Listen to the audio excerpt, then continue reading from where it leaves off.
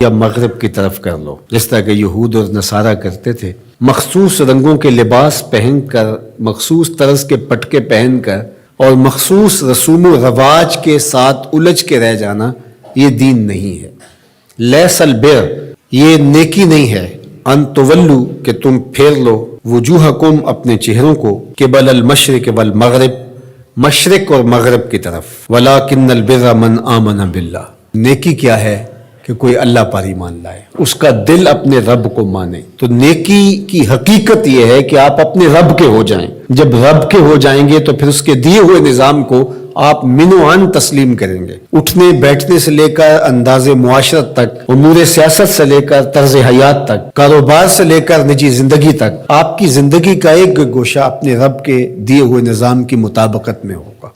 تو نیکی تو یہ ہے، نہ یہ ہے کہ تم مخصوص ایک طرز اختیار کر لو، مخصوص طرز کے رنگ پہن لو اور اس کو تم دین قرار دے دو۔ ظاہریت کا نام دین نہیں ہے، بلکہ تمہاری روحوں میں دین کی وہ قدریں اس طرح اتر گئی ہوں کہ تم سے جدا نہ ہونے پائیں۔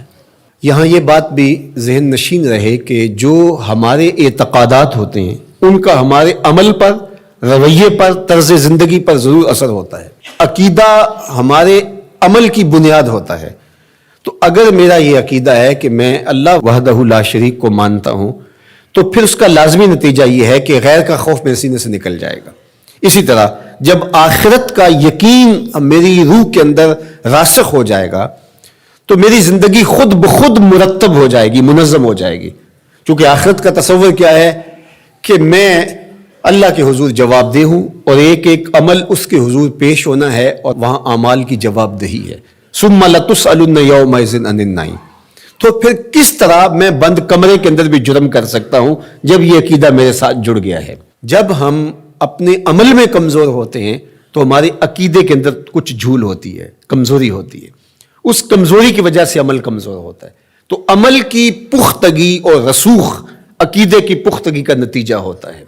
تو اس لیے سب سے پہلے جو چیزیں بیان فرمائی ان کا تعلق جڑا تھا عقائد سے۔ اب دوسری بات جو بر کی تشریح کرتے ہوئے ارشاد فرمایا، وآت المال علی حبہ ذوی القربى والیتامى والمساکین وابن السبیل والسائلین وفی الرقاب، اور مال کو خرچ کرنا علی حبہ، اس کی محبت کے باوصف۔ مال کی اگر محبت یا ضرورت نہیں ہے تو پھر اس کو خرچ کر دینا، صرف کر دینا، یہ کمال نہیں ہوتا۔ کمال اس وقت ہے جب اس کی شدید احتیاج آپ کو بھی موجود ہو۔ اس لیے صحت مند آدمی جو جوان بھی ہو اور اس کو ضرورت بھی ہو، اس کا صدقہ کرنا اس کے صدقے کرنے سے بہتر ہے جو مخمسے کے عالم کے اندر جب موت و حیات کی کشمکش ہو تو وہ صدقہ کر دے، اپنا مال خیرات کر دے۔ عمومی طور پہ ایک مخفی دولت کی محبت جو ہمارے سینوں میں ایک حد تک موجود ہوتی ہے، اور وہ یہ ہے کہ جب اللہ ہمیں مال دیتا ہے تو بعض اوقات کچھ لوگ کہتے ہیں کہ ابھی میں اس مال کو بڑھاتا چلا جاؤں گا اور اپنی ساری ضروریات بھی پورا کرتا چلا جاؤں گا اور بہت حجم ہو جائے گا تو پھر اس سے کوئی بڑا کام کروں گا۔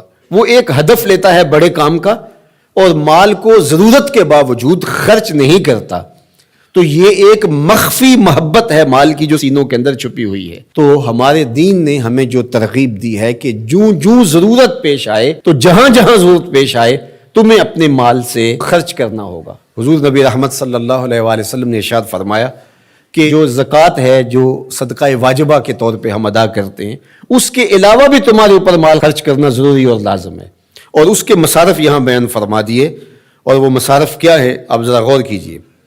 فرمایا ذوی القربہ، سب سے پہلا جو رکھا وہ ذوی القربہ، رشتہ دار رکھے۔ باقی لوگوں پر خرچ کرنے سے پورا ثواب ملتا ہے اور رشتہ داروں پر خرچ کرنے سے دوہرا ثواب ملتا ہے۔ والیتامى، اور یتیموں کو، والمساکین، اور مسکین۔ مسکین اس کو کہتے ہیں جس کے پاس 2 وقت کا کھانا موجود نہ ہو۔ وابن السبیل، اور جو مسافر ہے، والسائلین، اور جو مانگنے والے ہیں۔ تو اگر اس کے پاس 2 وقت کا کھانا نہیں ہے تو وہ اگر مانگے بقدر کفاف اور 2 وقت کا کھانا مل جائے تو پھر مانگنا ترک کر دے تو اس کے لیے جائز ہے اور شریعت اس کو روکتی نہیں، اور ایسے شخص کو دینا ثواب بھی ہے۔ لیکن جو شخص جمع کیے ہوئے ہو، اس کے پاس موجود ہو، دولت بڑھانے کے لیے یا عادتاً مانگتا ہو، تو ایسے شخص کو نہ دینا چاہیے اور نہ اس کی حوصلہ افزائی کرنی چاہیے۔ وفی الرقاب، اور جو غلام ہیں ان کو غلامی کے بوجھ سے آزاد کرنے کے لیے مال خرچ کرنا. دور موجود کے اندر اگر کوئی قرض میں جکڑا ہوا ہے تو وہ بھی پھنسی ہوئی گردن ہے اس کو. اور میں سمجھتا ہوں کہ اس کے زمرے میں وہ شخص جس کی بیٹیاں جوان ہیں اور اس کے پاس کوئی رقم نہیں ہے کہ ان کی شادی کر سکے اور اس کی مدد کی جائے، تو یہ بھی اس سے ملتا جلتا حکم اس کے ساتھ یہ جڑ جائے گا کہ اس پھنسے ہوئے مجبور کی گردن کو چھڑایا جائے. وَأَقَامَ الصَّلَاةَ وَآتَى الزَّكَاةَ، اور نماز قائم کرنا اور زکوٰۃ ادا کرنا. وَالْمُوفُونَ بِعَهْدِهِمْ إِذَا عَاهَدُوا، اور عہد کو پورا کرنا جب وہ عہد کر بیٹھے. وَالصَّابِرِينَ، اور صبر کرنے والے. فی الباسائے والضراء وحین الباس، غربت، بیماری، حالت جنگ میں استقامت اور ثبات کے ساتھ کھڑا رہے. اب یہ بیان کرنے کے بعد فرمایا اولئک الذین صدقوا، یہ وہ لوگ ہیں جو سچے اور پکے مومن ہیں، جو ان خوبیوں کے حامل ہیں، جو عبادات کے اندر، اعتقادات کے اندر، رویوں کے اندر، طرز زندگی کے اندر، انداز معاشرت کے اندر، سب میں کمال مرتبے پہ فائز المرام ہے. یہ سچے لوگ ہیں. اور فرمایا وَأُولَٰئِکَ هُمُ الْمُتَّقُونَ، اور تقوی